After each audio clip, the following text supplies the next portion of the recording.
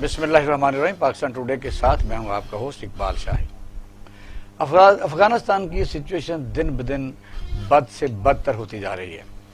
صدر Joe Biden نے کہا ہے کہ امریکن افواج چونکہ تقریباً وہاں سے نکل چکی ہیں اور یہ اپنے مسائل خود حل کریں۔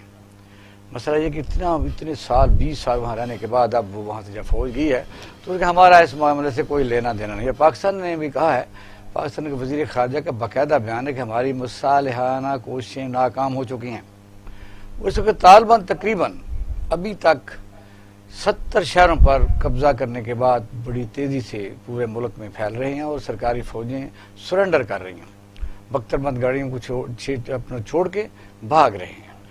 وہاں خانہ جنگی کا خطرہ، اس کے ساتھ پاکستان پر کیا ہو سکتے ہیں، یہ کوئی ڈھکی چھپی بات نہیں ہے۔ پاکستان میں تقریباً اس وقت بھی 34 لاکھ IDPs موجود ہیں، ان کے رشتہ دار ہیں۔ وہاں انریسٹ ہوتی ہے تو یہاں کیا معاملات ہو سکتے ہیں۔ دوسرا ہمارا یہ موضوع آزاد کشمیر کے الیکشن ہے، سینسٹیو پلیس ہے، لیکن پاکستانی سیاستدان سارے ان میں حکومتی وزراء بھی شامل ہیں، پاکستان پیپل پارٹی کے بلال بھٹو زرداری صاحب بھی شامل ہیں، اور مریم نواز شریف صاحبہ کو پاکستان مسلم لیگ نے وہاں کے لیے مقرر کیا ہے کہ وہ مہم کی نگرانی بھی کریں گے، جلسوں سے خطاب کریں گی۔ یہ ٹیلی فونک کنورسیشن جو میاں نواز شریف اور شہباز شریف صاحب کے درمیان ہوئی ہے، یہ کنسنسس ہوا ہے۔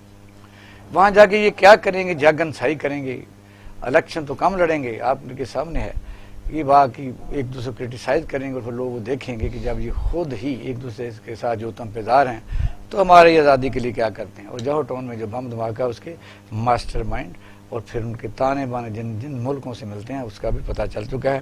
اور بلوچستان میں جو آئے دن FC کے جوانوں کے اوپر حملے ہوتے ہیں اور جو شہید ہوتے ہیں ان پر بات کریں گے۔ ہمارے ساتھ موجود ہیں ناصر شیرازی صاحب، سینئر تجزیہ کار ہیں اور سینئر جرنلسٹ ہیں۔ بریگیڈیئر لیاقت طور صاحب ہمارے ساتھ موجود ہیں، جن کی وہ پوسٹنگ بلوچستان میں بھی رہی ہے، اور جاوید نواز صاحب کا سفارتکار ہے، اور ہمارے ساتھ ڈاکٹر قیاس اسلم صاحب موجود ہیں۔ بہت شکریہ۔ کیا کہیں گے افغانستان کے مسئلے پر؟ جاوید نواز صاحب آغاز آپ سے کرتے ہیں کیونکہ یہ ذرا اس کو سمجھنا اور طرح کی ذرا باریکیوں کا کام ہوتا ہے کہ افغانستان کی جو ہسٹری ہے وہ تو سب کو پتہ ہے، اب کیا ہونے جا رہا ہے؟ بسم اللہ الرحمن الرحیم۔ اب وہ ہونے جا رہا ہے جس کا خدشہ بھی تھا، جس کی توقع بھی تھی اور جو ہونے والا بھی ہے۔ پاکستان کی ہمیشہ یہ خواہش رہی کہ افغانستان پاکستان کا دوست رہے، اور اس کے لیے مختلف مراحل پر مختلف جگہوں پہ یہ کوششیں ہوتی رہیں۔ صرف ایک دور ایسا آیا افغانستان کی تاریخ میں جس میں پاکستان کے اور افغانستان کے تعلقات خوشگوار تھے اور اس بارڈر پر پاکستان کی فوج نہیں تھی۔ وہ دور تھا طالبان کی حکومت کا، جس میں ملا عمر جو ہیں وہ اس کی قیادت کر رہے تھے۔ اس کی وجوہات پر ہم نہیں جائیں گے، ہم یہ دیکھیں گے کہ اس تناظر میں ہمیں کیا کرنا ہے اور کیا ہونا ہے۔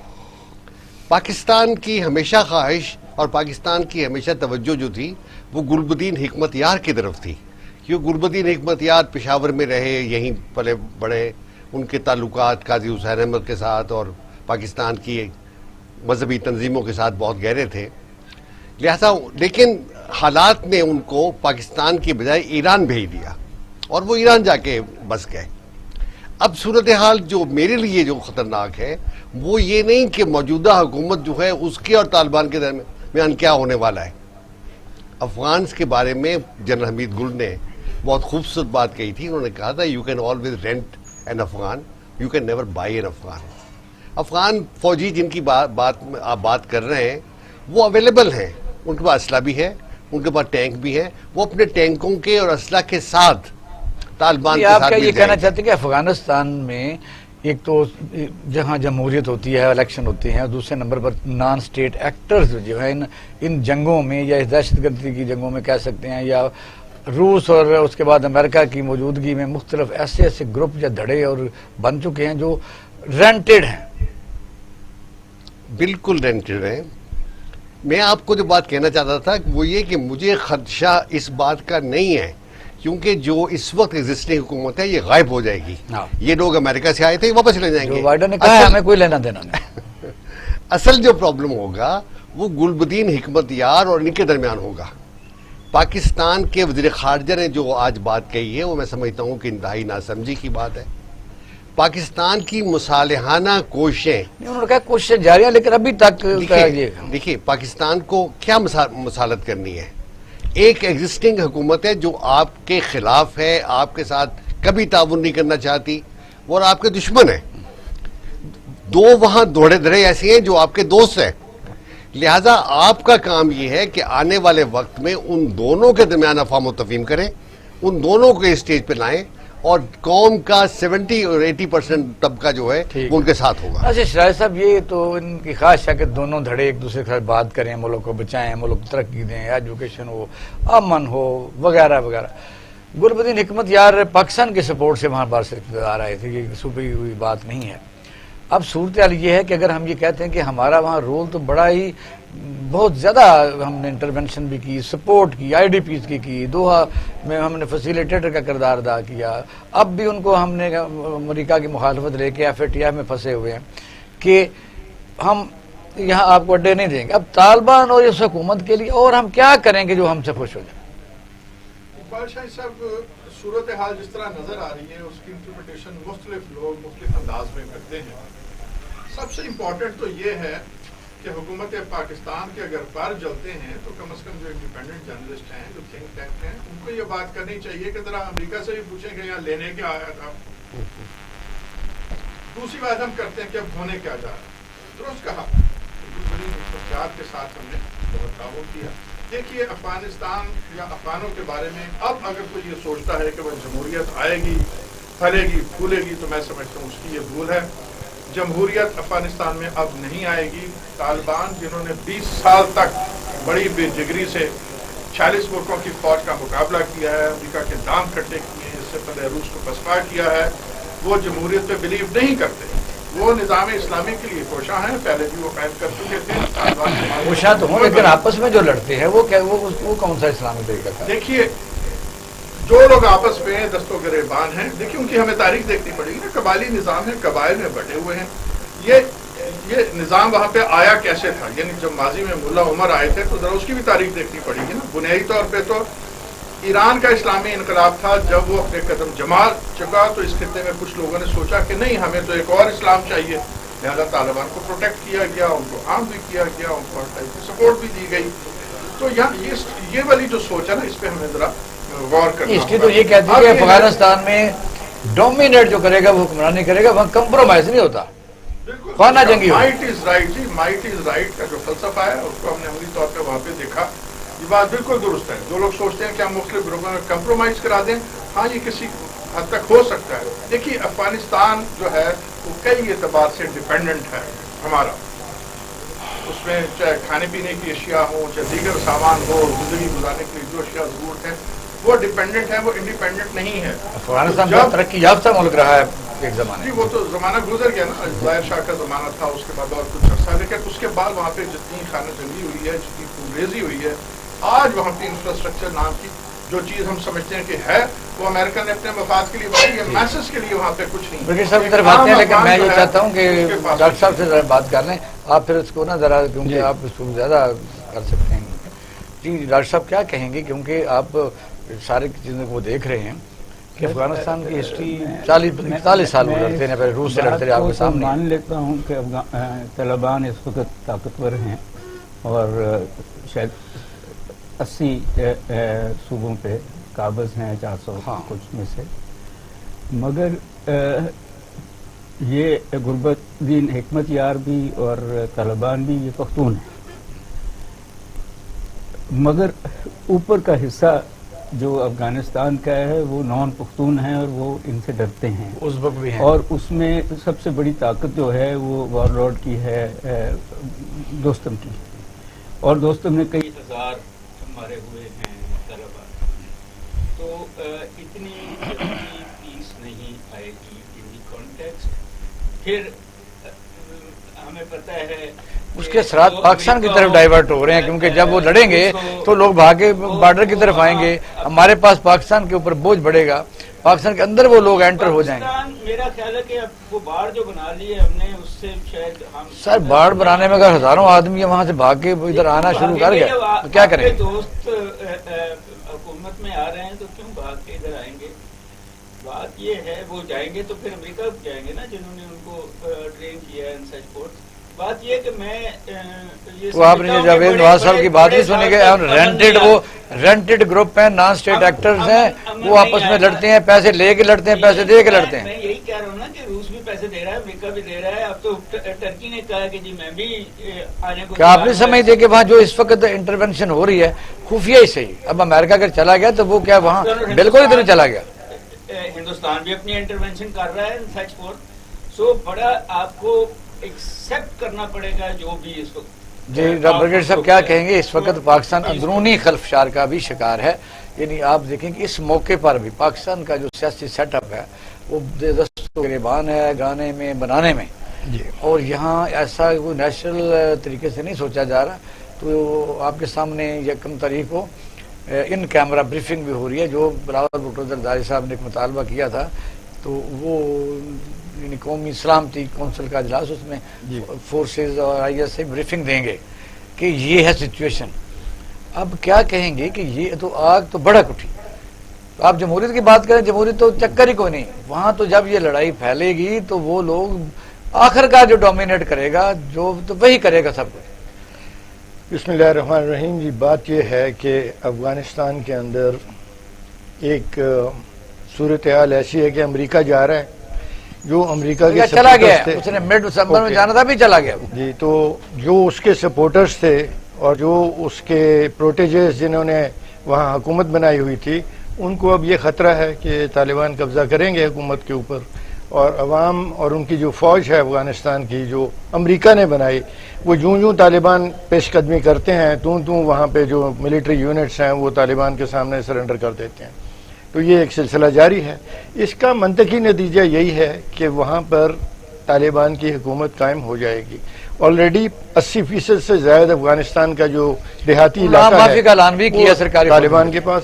لیکن اس کے بعد کیا ہوگا؟ اس کے بعد یہ ہوگا کہ افغانستان کی اصل میں جو آبادی ہے اس کے اندر تقریباً 48% تک حصہ جو ہے وہ نان پشتون ریسز ہیں, جن میں تاجک ہیں, ازبیک ہیں, ترکمان ہیں, اور بہت ساری اس طرح کی تاجک کے ساتھ اور بہت سارے ہیں جو دری سپیکنگ ہیں, اور یہ شمالی افغانستان کے ہیں. ان کو سراسر یکسر نظر انداز کر کے اگر وہاں حکومت بنی تو ان کی طرف سے ریزسٹنس ہوگی. کیسے کوئی ایسا سالس تو رہا نہیں.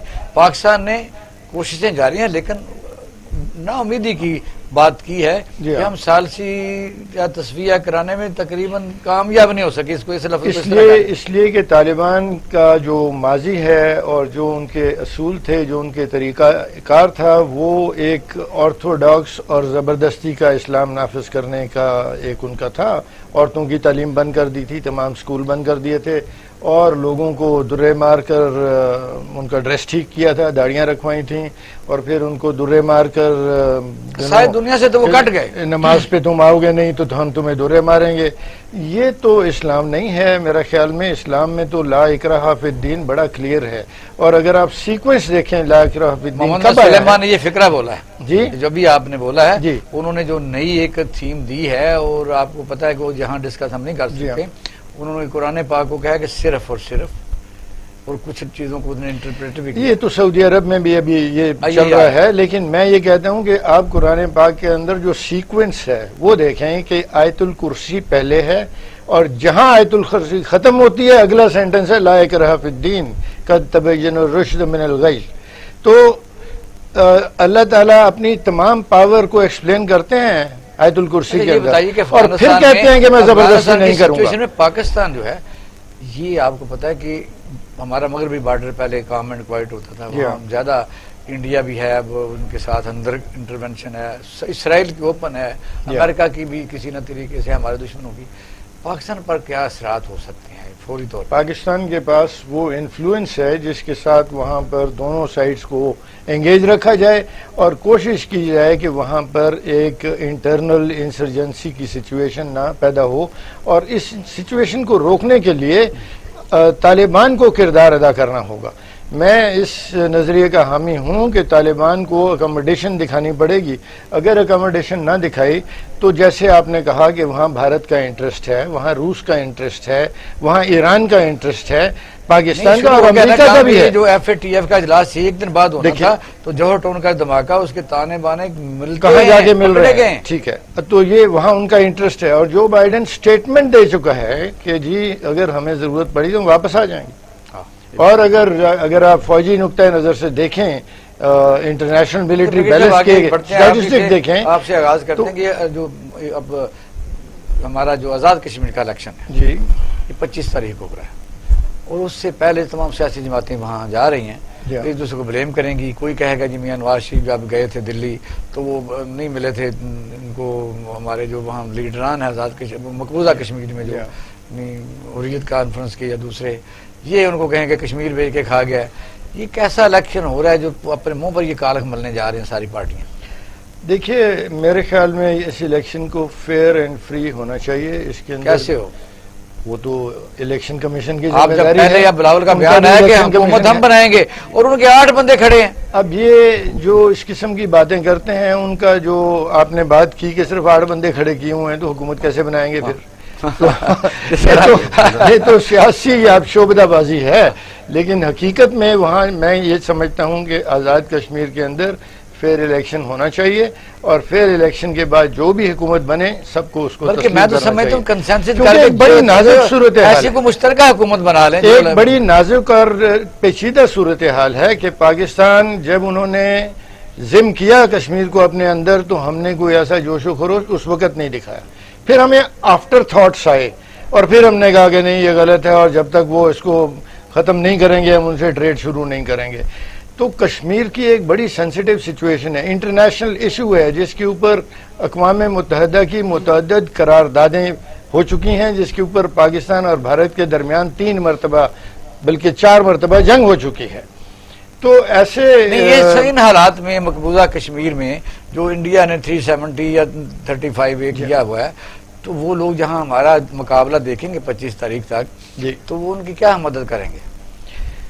پیغام تو ان کو اچھا ہی جانا چاہیے. اسی لیے میں کہہ رہا ہوں کہ فری اینڈ فیئر الیکشن ہونا چاہیے. کیا اگر ہم نہ کر سکے تو اچھا پیغام نہیں جائے گا. کر لیں ہم جیسا بھی پیغام دیں, وہ پیغام اپنی جگہ ہے. جو کچھ ہونا ہے وہ آپ کو بھی پتا ہے. ہمیں جوتیوں میں دال بٹے گی, پہلے بھی ہم نے دیکھا, اب بھی ہوگا. پیٹ پھاڑ دینے کے ایک طرف سے نعرے لگیں گے, دوسری طرف سے چور چور کہا جائے گا. سب کچھ ہونے کے باوجود رات کو بلاول بھٹو کہتے ہیں کہ کشمیر کو بیچ دیا گیا, اس پر اپنا سٹانس دیں. دیکھیے جی یہ اس ٹائپ کے الزامات جو ہیں وہ 2 طرف سے نہیں 10 طرف سے لگائے جاتے ہیں. لیکن اس ٹائپ کے الزام تراشی کرنے والے رات کو کھانا پھر ڈنر جو ہے وہ اکٹھے کرتے ہیں اور اس کے بعد بھی بہت کچھ کرتے ہیں. یہ ہم نے دیکھا ہوا ہے. لہٰذا ان لوگوں کی باتیں جو ہے ان کو مزید ایکسپوز کریں. دیکھیے نا قوم بھی اب وہ آج سے 50 سال پہلے والی قوم نہیں ہے. شعور زیادہ آ چکا ہے, لوگ ان کے چہرے زیادہ پہچانتے ہیں, ان کے قول و فعل کو بہتر سمجھنے لگ گئے ہیں. وہ دیکھ رہے ہیں کہ آج یہ الزام تراشیاں کریں گے. ڈاکٹر صاحب بتائیے کیوں کہتے ہیں بلاول بھٹو نے کہا ہے, اب ایک تو سٹانس ہے کہ مریم نواز شریف صاحبہ کو یہ بڑے احترام سے یہ ہے کہ کیا آدمیوں کو یعنی پاکستان مسلم لیگ نون میں مردوں کی تعداد بہت زیادہ ہے, یہ جب گلگت بلتستان میں بھی انہوں نے مریم کو آگے کیا, یا کیا اس کا پیچھے کیا چیز ہوتی ہے کہ اس کو بات سمجھنے لگی کہ کیا وہ کہتے ہیں جلسہ کیچر ہیں یا کیا یہ لوگوں کو کیا چیز ہے؟ یہ سارے بیان آج سے کچھ دن پہلے ہم یہاں بجٹ کے اوپر کر رہے تھے نا, ایک بھی لیڈر آف دی اپوزیشن اور ان پارٹی کے لیڈر اس دن نہیں تھے, جہاں زیادہ تر اپوزیشن تھی ہی نہیں. ڈاکٹر صاحب تو اکانومسٹ ہے نا, ان سے ہم یہ کہتے ہیں کہ اس وقت بجٹ پنجاب کا پاس تو ہو گیا. نہیں آپ سے وہ کر لیتے ہیں کیونکہ ہم نے جاوید نواز صاحب سے وہ سوال کرنا ہے. نہیں لوگ سمجھتے ہیں جو بے نظیر نے کارنامے انجام دیے وہ کوئی بھی خاتون سیاستدان آئے تو شاید وہی کارنامے انجام دے سکتی ہے. یہ ہماری بھول ہے. ڈاکٹر صاحب یہ بتائیے کہ جو فیڈرل بجٹ ہے اس میں آپ نے اس دن یہ سٹانس دیا تھا کہ اپوزیشن کی جو 29.5 گھنٹے ان کا ٹائمنگ تھی, 28 گھنٹے میں انہوں نے بجٹ کے پرپوزل کوئی نہیں دی اور سب کچھ نہیں کیا سوائے بس نکما نکھٹو اور جو بھی وہ کہتے ہیں. تو اب جب وہ بجٹ کو پاس کرنے کے لیے چیک وائز آگے بڑھتے ہیں تو اپوزیشن ہی نہیں ہوتی وہاں, یعنی کورم ہی کم ہوتا ہے. پہلے دن کہا تھا کہ یہ واک آؤٹ کرے گی, واک آؤٹ نہیں کیا, وہ آئے ہی نہیں. بٹ یہاں بھی میں یہ کہہ رہا ہوں کہ بالکل وہی ہوگا جو جی بی میں ہوا ہے, گلگت بلتستان کے الیکشن میں شور بہت مچاتے رہے، پی ٹی آئی جیت گئی ان دی کانٹیکسٹ. بٹ بات بریگیڈیئر صاحب کی صحیح ہے کہ واٹ ایور ہے، جمعیت علماء اسلام جو ہے فضل الرحمان گروپ، یہ مجھے بتائیے وہ کیسے پی ٹی آئی کے ساتھ جوائن کر گئی؟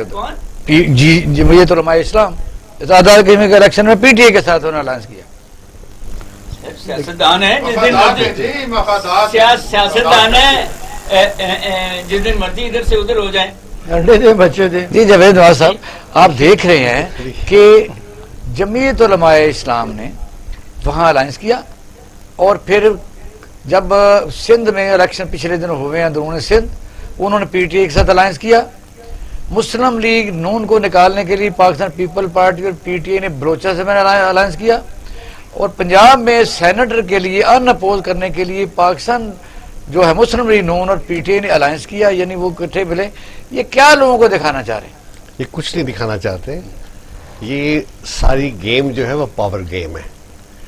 جہاں کہیں مفاد ملے گا اس کو یہ حاصل کرنے کی پوری کوشش کرتے ہیں، اس لیے کہ پاکستان کی سیاسی جماعتیں پاکستان کے عوام کی نمائندہ نہیں ہیں.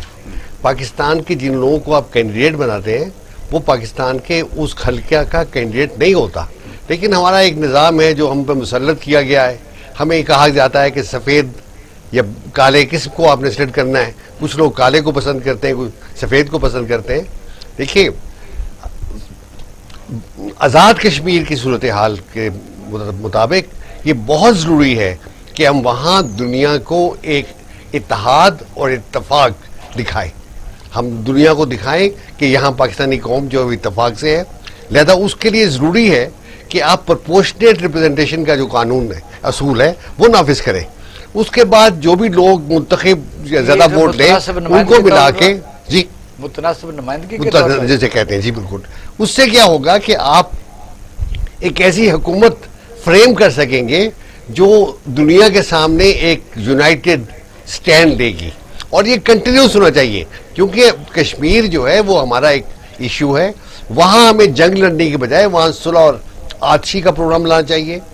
وہاں ہمیں ایسا ماڈل پیش کرنا چاہیے لوگوں کے سامنے بلکہ سب الیکشن لڑیں اپنے مینیفیسٹو کا، اور سب لوگ حکومت میں شامل ہوں. ایبسولوٹلی. وہاں پہ ایک ایسی گورنمنٹ بنے جو اتفاق اور اتحاد کی حکومت ہو، اور وہ کشمیر کے کاز میں، چونکہ سب لوگ متفق ہیں کہ کشمیر کو آزاد ہونا چاہیے، وہ متفق طور پہ اس کو آزاد اٹھائے. اچھا، ایک اور بڑا پوائنٹ آیا کہ وہاں کے ایک ایم پی جو الیکشن لڑ رہے ہیں انہوں نے کہا جی کہ پنجاب کے چیف جسٹس کو روکا جائے کہ وہ یہاں دورہ نہ کریں، یہ ہمارے وہ ججز کو ملیں گے. اب پاکستان ایک ایسا ملک رہ گیا جہاں میرا خیال ہے کوئی بھی مثال ایسی دنیا میں نہیں ہے جو یہاں نہیں دی جا سکتی کہ چیف جسٹس جو ہیں ان کو بھی روکا جائے کہ الیکشن پر وہ اثر انداز نہ ہو.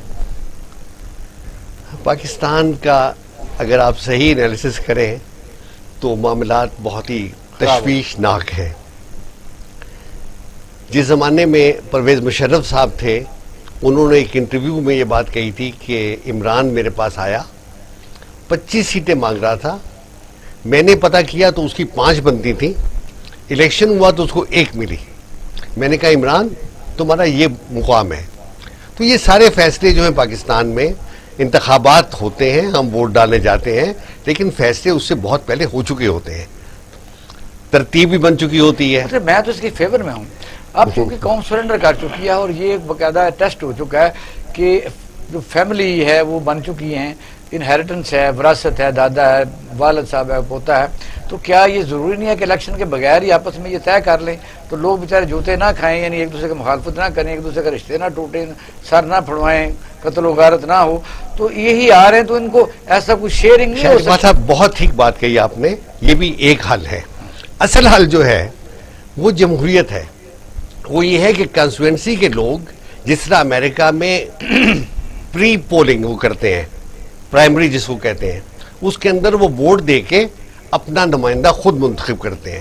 وہاں کوئی سینٹرل الیکشن بورڈ یا پروونشل الیکشن بورڈ نہیں ہوتا، وہ لوگ منتخب کرتے ہیں اپنا. اور اس میں ایک اور شرط ہے، ایک شرط ہے اس کے لیے. جی بریک کی طرف ہم جا رہے ہیں ڈاکٹر صاحب طرف سے. ناظرین اب ہم لیتے ہیں چھوٹا سا بریک، ہمارے ساتھ رہیے گا.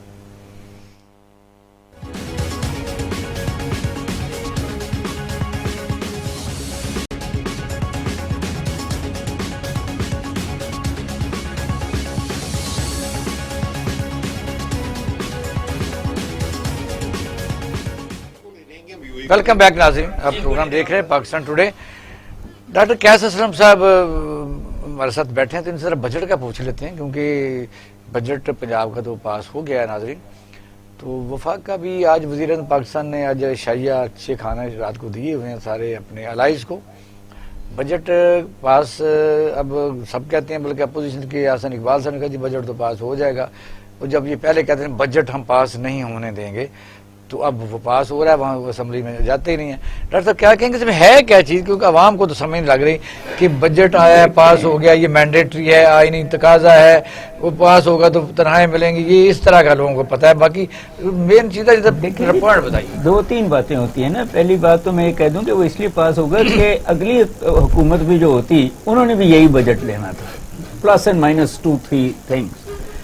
बात यह है जी, बजट में पहले तो वो हुकूमत चलने का अखराजात होते हैं, और उसके लिए फिर टैक्स लगाए जाते हैं कि ये पैसा कहाँ से आएगा, या कर्जा लिया जाता है, और उसके लिए पॉलिसी बनती है कि, और उस पॉलिसी में फिर अवाम को कोई रिलीफ दी जाती है जो बहुत गरीब हैं, और जो अब आपके बहुत अमीर हैं जिन्होंने चलाना है यहाँ की फैक्ट्रियाँ, उनको भी रिलीफ दी जाती है, और मिडिल क्लास से वो पैसे ले लिए जाते हैं, जो डायरेक्ट टैक्सेस से भी लिए जाते हैं और इनडायरेक्ट टैक्सेस से भी लिए जाते हैं। और ये जो बजट है इसमें आज से ही महंगाई शुरू हो गई है।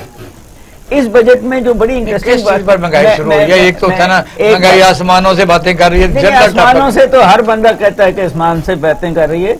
बात यह है कि अच्छा, क्या जरूरियात जिंदगी महंगी है या ख्वाहिशात जिंदगी महंगी है? सर दोनों जरूरतें जिंदगी महंगी हैं। उनमें क्या इसको हम कोर इन्फ्लेशन कहते हैं, जो गवर्नमेंट खुद मानी है, प्राइम मिनिस्टर खुद माने कि वो कंट्रोल नहीं करते। इसमें फूड कॉस्ट है और एनर्जी कॉस्ट है, ये दोनों महंगी हैं। ट्रांसपोर्ट भी वो एनर्जी के अंदर आ जाती है ना जी, जो जो जो जो पॉवर्टी लाइन के नीचे इश्यूज पे है। गवर्नमेंट ये तो कर, कैपिटलिस्ट गवर्नमेंट है, ये तो कर सकती है कि वो मुझे बताइए कि 2000 रुपये मन गंदम सिंध खरीदता है, हम 1850 खरीदते हैं, फर्टिलाइजर महंगा है, डीजल महंगा है, तो क्या गंदम इससे कम घर में पड़ती है? क्या जिम्मेदार को पैसे ना दिए जाएं, और पैसे दिए जाएंगे तो शहर में आएंगे ये 1300। अगर वो जिम्मेदार के पास जा रहे हैं तो मैं बड़ा खुश हूँगा, वो अगर मिडिल मैन के पास जा रहे हैं तो फिर आप बात करें। कहानी भी है ना, फर्टिलाइजर बनाने वाली कंपनियां कम से कम 90 से 120 अरब रुपया नेट मुनाफा कमा रही हैं। जरा उनके भी आदाद-ओ-शुमार देखें ना, सस्ता क्यों नहीं होता? यही मैं कह रहा हूँ, मेरे कहने का मकसद ये है कि जिम्मेदार कहते हैं कि आप गंदम फ्री दें, आप सब्जियां फ्री दें, आप कैसे वो दे दे, मुझे बताइए। शायद साहब नहीं कहते, देखिए कॉस्ट जो है, कॉस्ट को कम किया जा सकता है। देखिए, बजट तो एक अल्फाज का आदाद-ओ-शुमार का गोरखधंधा है, लेकिन बजट ऐसी पॉलिसी पे होना चाहिए मेरे ख्याल में जिससे कौमी पैदावार बढ़े। जी है वो सवाल जो मैं पहले से भी करता हूँ। पार्लियामेंट में 29 घंटे तकरीरें हुई हैं और सब कोई बात नहीं बता सका, यही कहते हैं जी ऐसे होना चाहिए। क्या होना चाहिए? तो आपस में लड़ते हैं ना जी, लेकिन आप बता दें क्या होना चाहिए? पाकिस्तान अपने पाँव पे सिर्फ एक तरीके से खड़ा हो सकता है, वो ये है कि पैदावार बढ़ाई जाए। सर बता देता हूं, पैदावार अगर हम नहीं बढ़ा सकते, डॉक्टर साहब से पूछते हैं फिर। पहली बात तो ये है कि ये 17% इनडायरेक्ट टैक्स है वो 10% पे आना चाहिए, पहली बात। दूसरा ये है कि आपका जो डायरेक्ट टैक्स से क्या मुराद है? चैम्बर कहती है कि जब आखिर जो प्राइस है ना रिटेल प्राइस पर होना चाहिए। सर देखें वो मैं भी यही कहते हैं ना, वो हमारे दुश्मन है। फर्टिलाइजर प्राइस में सिर्फ पिछले 4 महीने में डीएपी की प्राइस के अंदर 35% इंक्रीज हुई है। जी डॉक्टर साहब, जो 4300 की मिल रही थी वो अब 5600 की। उनका सवाल ये है कि जब तो मैं आप मुझे बताएंगे जब खरीदूंगा तो मैं गंदम कैसे? बट द पॉइंट इज कि यही बात है कि आपको इनपुट प्राइसेस पे इनडायरेक्ट टैक्सेस खत्म कर देने चाहिए, आपको प्रॉफिट्स पे लगाने चाहिए। एब्सोल्युटली। देखिए, जब आप प्रॉफिट्स पे लगाएंगे तो इकोनॉमी बढ़ेगी और इनपुट प्राइसेस पे। इसी तरह आपकी इंपोर्ट ऑफ इनपुट्स को पे भी खत्म करें। प्रॉफिट का मेजर क्या होगा, कैसे मेजर करेंगे? प्रॉफिट तो बड़ा सिंपल है, total revenue minus total cost. जब हम मार्केट कमेटी में जाते हैं, मार्केट कमेटी में जब मंडियों में माल आता है तो मैंने खुद देखा है कि जहां जाके इंटरव्यू आप करें, मंडी की बात आप और बात की कॉस्ट हो रही है, आप जो बात कर रहे हैं। देखिए शायद साहब बात समझने की है। पाकिस्तान में 1948 49 کے 2 بجٹ تھے، دونوں سرپلس تھے، اور دونوں بجٹ میں انڈائریکٹ ٹیکس نہیں تھا. تمام ٹیکسز جو تھے وہ ڈائریکٹ ٹیکسز تھے، لیکن ہم نے مختلف ادوار میں ان ٹیکسوں کو ختم کیا. ایک ٹیکس تھا ویلتھ ٹیکس، جتنی بھی آپ کی دولت مشرف نے ختم اس کو مشرف نے اسے ختم کر دیا کہ ان کا ایک پلاٹ تھا، اس پر ٹیکس بن رہا تھا، انہوں نے کہا ختم کر دو. کوئی ٹیکس ضیاء الحق نے ختم کر دیے، کوئی ٹیکس مختلف لوگوں نے. ہمارے ہاں ایک کیپٹل گین ٹیکس تھا ذاتی فائدے کے لیے. جی اب دیکھیے، آپ حیران ہوں گے کہ 1000 روپے مرلہ زمین لاہور میں خریدی جاتی ہے جب اکوائر کرتے ہیں، وہی زمین 3 کروڑ روپے یا 2 کروڑ روپے کا پلاٹ بکتا ہے 3 مرلے کا لیک سٹی میں یا ڈی ایچ اے میں کہہ لیں. ڈی ایچ اے میں. اب یہ جو کیپٹل گین ٹیکس ہوتا تھا اس میں آپ کیلکولیٹ کرتے تھے کہ اس ڈیولپر نے یہ 50,000 کا پلاٹ خریدا تھا، اب 50 کروڑ کا بیچ رہا ہے، لہٰذا 49 کروڑ 50 لاکھ پر یہ 20% ٹیکس دے گا. یہ تو آپ ٹیکس سمجھ رہے ہیں کہ گورنمنٹ کہاں سے ٹیکس کر کے خزانہ بھر سکتی ہے یا بہتر ہو سکتی ہے. اکانومی ہے. ہم کہہ رہے ہیں کہ فوڈ آئٹمس جو ڈاکٹر صاحب کا مسئلہ تھا، جو ہمارا پینل بات تو کیا کر رہا ہے کہ جو انسانوں کی ضرورت ہے. میتھمیٹکس تو وہی ہے نا جی. دیکھیے بات تو وہی سے چلنی ہے. آپ نے خزانہ چلانا ہے، یا تو آپ 16% ایسیڈ لیں گے یا آپ غریب کو وہ چھوڑ دیں گے. دونوں میں سے ایک کام کرنا پڑے گا نا. جب ہمیں پاکستان میں آپ آزادی ملی تو آبیانی کا ریٹ کیا تھا؟ سر میں اس سے بھی سمپل آج 1983 کے ریٹ پہ فروزن ہے. بات کرنے والا فروزن ہے. آپ جب یہ کہہ رہے ہیں کہ مالیہ ہم نے ختم کر دیا، یہ کاسٹ ہے، لگا دی گورنمنٹ افسر منسٹر یہ سارے جو ہیں یہ ان کو فری گھر کیوں ملتا ہے؟ مجھے آپ کو کیوں نہیں ملتا؟ ہمارے ٹیکس سے جاتا ہے نا. کار کیوں ملتی ہے؟ ہمارے ٹیکس سے جاتی ہے نا. پیٹرول اور گورنمنٹ فنکشنری جو ہے وہ امریکہ میں تو نہیں ملتا. اصل میں بات یہ ہے کہ انگلینڈ میں تو نہیں ملتا. ہماری فنکشنری ہیں جو ایک بات یہ سنیں کہ حکومت کمزور ہو چکی تھی آہستہ آہستہ کہ ریونیو ملک کے ختم ہو چکے تھے. ریونیو انکریز کرنے کے لیے ڈیوائس لائی گئی موبائل فون کی. اس کے اوپر اب ہر کوئی ٹیکس دیتا ہے. 12.5 ایکڑ والی معافی موبائل فون پہ نہیں ہے. غریب سے غریب آدمی بھی کال کرے گا اس کے اوپر 17% یا 27% تک کٹ جائے. اب 40% ہو رائٹ. دوسری پھر ہم نے اور ڈیوائسز بنائے. یہ خواہشات زندگی ہے، ہر بندے کو موبائل چاہیے، لیکن دل نہیں کرتا کہ وہ اپنے کو بات کر لے. موبائل ہے. مجھے تو آپ بتائیے، شیئر کریں کہ یہ جو میں یہ نہیں کہتا نہ استعمال کریں، مجھے بتائیے ایمانداری سے اگر آپ کیلکولیشن کریں، بات اور طرف چلے گئی ہے کہ موبائل پر جتنا غیر ملکی کمپنیاں پیسہ لے کے جا رہی ہیں اور وہ جہالت میں ہم، اور ایک غریب سے غریب آدمی اتنا کارڈ یوز کرتا ہے جتنا وہ آٹا نہیں کھاتا. وہ کہتا ہے جی آٹا مہنگا ہے، کارڈ ڈلوا لیتا ہے. اب بھی ہمیں پہلے تو ضروریات پوری کرنی ہے. جی آپ درست کہہ رہے ہیں. میں بات کہیں اور سے شروع کرنا چاہتا ہوں. دیکھیں جی، ہمارے ہاں مکروہ ترین جمہوریت اور اس سے زیادہ مکروہ ترین نظام ہے ٹیکس کا. ٹھیک ہے جی، بات آپ کی درست ہے کہ جن کے لیے ضرورت نہیں ہے ان کے لیے پھر اگر وہ خواہشات کے طور پہ وہ چیزیں خرید رہے ہیں، استعمال کر رہے ہیں تو پھر ٹیکس دیں. لیکن پھر آٹے کے ساتھ گھن پس جاتا ہے نا.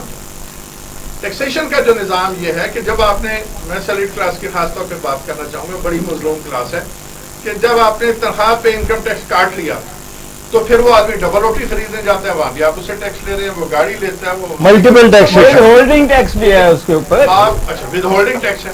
بھائی اس کا کیا جواب ہے کہ ایک آدمی نے اگر کچھ سیو کر ہی لیا، اس کے پاس چیزیں ہیں، وہ کہیں انویسٹمنٹ کر رہا ہے تو آپ ود ہولڈنگ ٹیکس لیتے ہیں. تو یہ بڑا مکروہ نظام ہے. اس سارے نظام کو کیا کرنا چاہیے؟ بس ود ہولڈنگ ٹیکس یہ ہے، اس کی مدت ہونی چاہیے کہ میں ایک پلاٹ خریدتا ہوں، میں 1 سال کے اندر تو بیچتا ہوں، میں تجارت کر رہا ہوں، مجھے نیڈ نہیں ہے. میں ملک کی جو یعنی اگر میں سال کے اندر بزنس کر رہا ہوں نا، میں ٹیکس کیوں لیا جاتا ہے؟ انکم ٹیکس لے رہے ٹیکس نہ لیں آپ، زیرو کر. اب آپ جواب دیں، میں پھر اس کے بعد جواب دیں. ٹیکسیشن کا نظام چینج کرتے تو بڑی دیر لگ جائے گی، لیکن فی الحال ہمیں ایسی پالیسیز بنانی چاہیے کہ ملک کی پروڈکشن زیادہ ہو. بات یہ ہے فرٹیلائزر سستے کریں، آپ ڈیزل سستا کریں، کیونکہ تمام جو بارانی علاقے کے اندر ٹیوب ویلز ہیں وہ ڈیزل سے چلتے ہیں. سولر اتنا مہنگا ہے، آلدو لوگ کوشش کر رہے ہیں اب سولر لانے کے لیے، لیکن سولر جو ہے ٹیوب ویل وہ تقریباً 9 لاکھ روپے میں ایک ٹیوب ویل لگتا جو ہے. بات تو غریب آدمی کے پاس تو 9 لاکھ نہیں ہے اقبال ٹیوب ویل صاحب لگانے کو کے سمجھ لیے. آ رہی وہ یہ ہے کہ دیر از اے کانٹریکٹ تھیوری. ہاں یس. اور وہ کانٹریکٹ تھیوری کہتی ہے that we are liable to pay taxes and the government is to give us justice, economic justice. یہ ڈاکٹر صاحب میں یہ کہتے ہیں یہ ایسا ملک ہے, میں جب وہ اکنامک جسٹس نہیں دے رہے تو مجھ سے ایک سے بات کرتے ہیں جیسا یہ ایسا ملک ہے جہاں یہ ہندوستان, ہم اسے مثال دیتے ہیں, پوری دنیا میں کووڈ آیا ہے, انہوں نے اربوں روپے خربوں روپے دیے ہیں ڈونیشن کے لیے, یا یہاں بندے جو افورڈنگ کرتے ہیں کیا انہوں نے ویکسین خرید کے لگوائی ہے, اور یہاں کسی بڑی سے بڑی پارٹی نے کوئی فنڈ دیا ہے, بڑے بڑے سرمایہ دار جو لینڈ گریبرز ہیں, یعنی لینڈ اس کا آپ کہہ سکتے ہیں منی لانڈرر ہیں, کسی نے 10 روپے دیے ہیں؟ وہ سمجھدار تھے, انہوں نے پتا تھا انٹرنیشنل فراڈ ہے, ضرورت نہیں ہے پیسے دینے کی. تو ہے نا, دیکھیے بات یہ ہے کہ اگر فراڈ نہ ہوتا نظام لگ رہی ہے کرپٹ ہو نا. جائے تو پھر ہر جگہ کرپشن ہوتی ہے, پھر کووڈ میں بھی کرپشن ہوتی ہے, آٹے میں بھی ہوتی ہے, پیٹرول میں بھی ہوتی ہے. دنیا میں ایسے ممالک ہیں جہاں پہ انصاف ہوتا ہے. قائد اعظم محمد علی جناح نے جو بات کہی تھی وہ یہ کہا تھا کہ قیمت جو ہے وہ پروڈیوسر اور کنزیومر کے درمیان افہام و تفہیم کے بعد پیدا کرنا چاہیے. جی. ہمارے ہاں یہ نہیں ہو رہا. ہمارے ہاں جس آدمی کے پاس وسائل ہیں وہ اس سے ہولڈنگ کرتا ہے, اس کو آگے لے کے جاتا ہے. ضرورت اس بات کی ہے کہ ہم وہ ٹیکسز جو ہیں جو امیر پہ لگتے تھے ان کو واپس لائیں. بہت شکریہ, میں پینل کا شکریہ ادا کرتا ہوں. باٹر لائن یہ ہے کہ اس پر کافی بات چیت ہوتی رہتی ہے اسمبلی میں, باہر بھی لوگ بھی لگے رہتے ہیں کہ کیا کیا جائے, کیا ایسا کوئی مسئلہ ہے جو اسے حل نہ کیا جا سکے. اس کو حل کرنا چاہیے جو وہاں لوگ بیٹھے ہوئے. لیکن اصل بات جو ابھی جاوید نواز صاحب نے کی ہے کہ وہ ہے انصاف. جہاں کوئی یعنی آدمی خرابی پیدا کرتا ہے, مہنگائی کرتا ہے, تو اس کو صحیح اگر عدالتیں سزا دیں گی تو پھر میں سمجھتا ہوں کہ یہی پھر نظام بہتر ہوتا ہے. اگر یہاں فراڈ کر کے کسی نہ کسی طریقے سے وہ پیسے کما لیتا ہے, جو بھی کر لیتا ہے, تو اس کو سزا ہی نہیں ملتی. معاشرے میں جب سزا اور جزا کا تصور ختم ہو جائے تو پھر تمام معاشرہ جو ہے وہ بالکل مادر پدر آزاد ہو جاتا ہے. اپنا ڈالے خانہ کا خیال رکھیے گا. پاکستان زندہ باد.